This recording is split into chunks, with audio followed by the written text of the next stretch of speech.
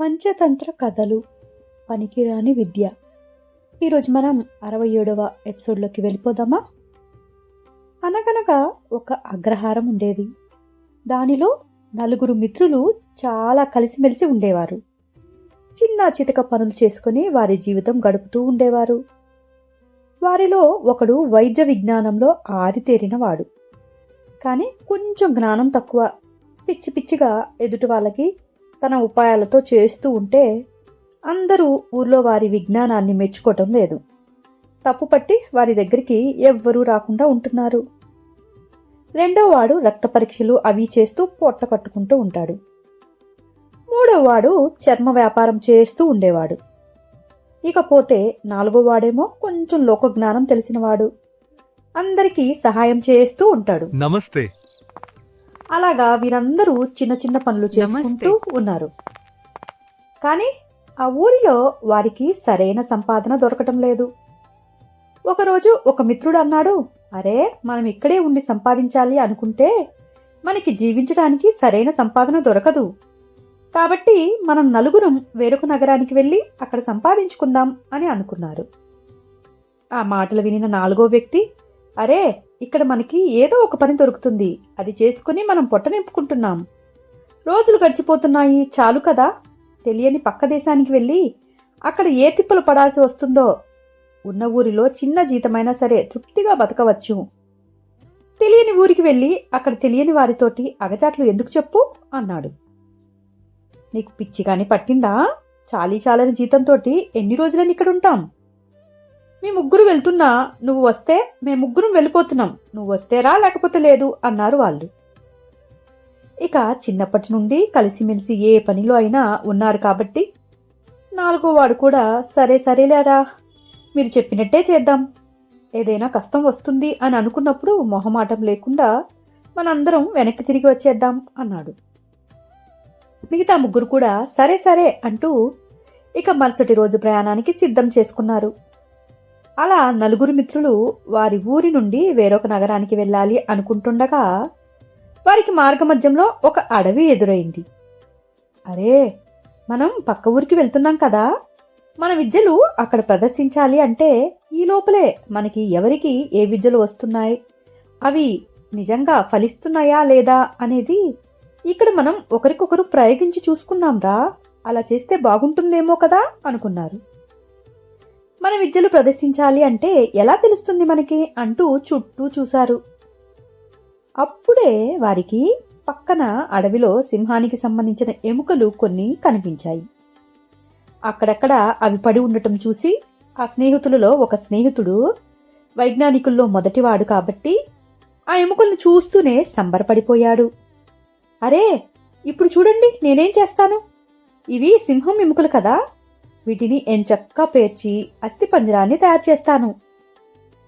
ఆ పంజరాన్ని చూడగానే మీరే అంటారు, అచ్చం సింహంలాగే ఉంది అని అంటారు చూడండి అని చెప్పాడు.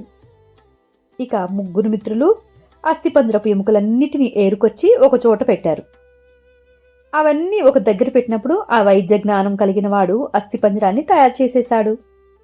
అవును, అచ్చం అస్థిపంజరం సింహంలాగే చేశావే అనుకుని మరొక మిత్రుడు, సరే నువ్వు చేశావు కదా, నేను చూడు ఏం చేస్తాను అంటూ అస్థిపంజరానికి తన విద్యతో రక్తమాంసాలు నింపేశాడు.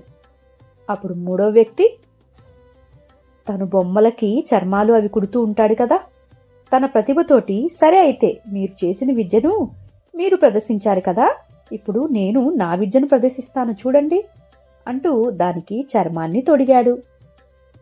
అలా మూడో వ్యక్తి కూడా తన ప్రతిభను కనపరిచి ఆ సింహంలా ఉన్న బొమ్మకి చర్మం తొడగగానే అచ్చం సింహంలాగే ఉంది అది. అప్పుడు అది చూసిన నాలుగో వ్యక్తి, అరే, మీరు చక్కగా సింహంగా చేశారే, కానీ దానికి ప్రాణం లేదు కదా అని అన్నాడు.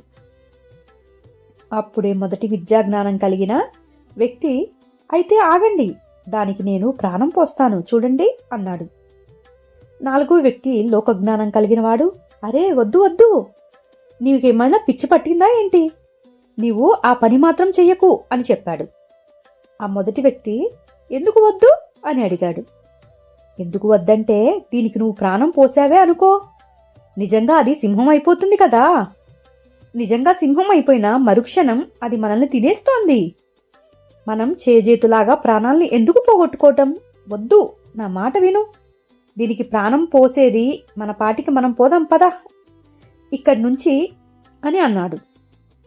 అరే, మన ఊరిలో మన విద్యలతోటి ఎవరూ ఏ పని చేయించుకోవటం లేదు. మనల్ని ఎగతాళి చేస్తూ ఉంటారు. రాక వచ్చిన ఈ అవకాశాన్ని వదులుకోమంటావేంటి? నా విద్య ఎలాంటిదో చూపించవద్దా? నువ్వు పక్కకి తప్పుకో, భలేవాడివే అని అన్నాడు ఆ మొదటివాడు.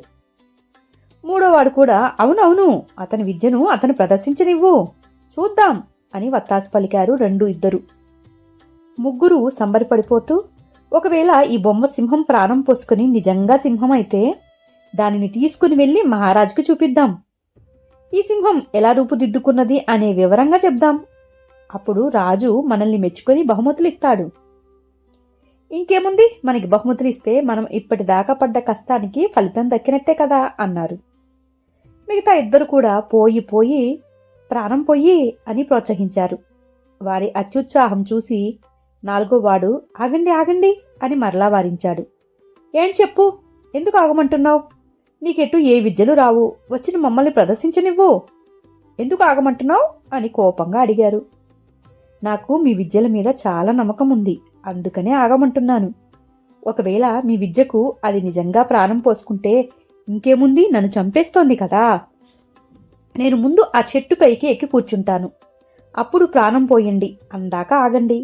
మీలో కూడా ఎవరికైనా భయం ఉంటే వచ్చి చెట్టు పైకి ఎక్కండి అన్నాడు. ఆ మాటలు చెప్పి వెంటనే గబగబా చెట్టు ఎక్కి పైన కూర్చున్నాడు అతను. మిగతా ముగ్గురు పిరికివాడు అని నవ్వుకున్నారు.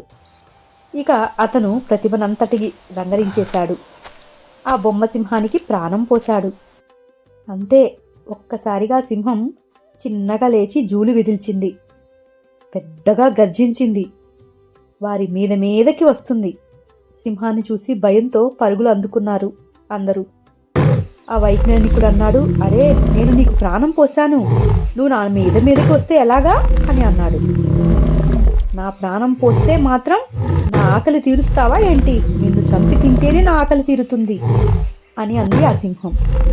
ఆ చెట్టు మీద ఉన్న అతను, అరే, నువ్వు దానితో మాట్లాడతావేంటి?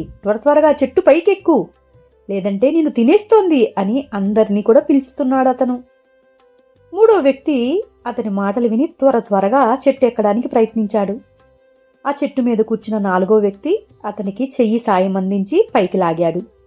ఇక ఆ ఇద్దరు చెట్టుపైనే కూర్చొని ఉన్నారు. మిగతా ఇద్దరిని అరే చెట్టు ఎక్కండి అని కేకలు పెడుతున్నారు. కానీ ఆ రెండో వ్యక్తి చాలే పోరా, ఇప్పుడు చెట్టు ఎక్కే లోపల ఆ సింహం నన్ను వచ్చి తినేస్తోంది అని ముందుకు పరిగెత్తాడు. సింహం ముందుగా ప్రాణం పోసిన వైద్యుణ్ణి అందుకొని తినేసింది. అది చూసి గజగజ వణికిపోతున్నాడు రెండోవాడు. అక్కడే నిలబడిపోయాడు. చెట్టు పైకెక్కి వారి ప్రాణాల్ని పోగొట్టుకున్న ఇద్దరు కేకలు పెట్టేస్తున్నారు. అయ్యో, ఇంకా అక్కడే నిలబడతావేంటిరా? ఎందుకు? ఇప్పటికే ఒక మిత్రుణ్ణి పోగొట్టుకున్నాము. నువ్వు అయినా చెట్టు పైకెక్కు, త్వరగా రారా. వాడిని తినేలోపు నువ్వు చెట్టు పైకెక్కి మేము నీకు సహాయం చేస్తాము అని కేకలు పెట్టారు. కానీ అతడు వారి మాటల్లో వినిపించుకునే పరిస్థితిలో లేడు. అలాగే నిమ్మకు నీరెక్కినట్లు నిలబడిపోయి చూస్తూ ఉన్నాడు. ఇక వారి దగ్గరికి కూడా వచ్చి తను పారిపోతున్నా కూడా సింహం వెంటాడి మరి చంపి తినేసింది.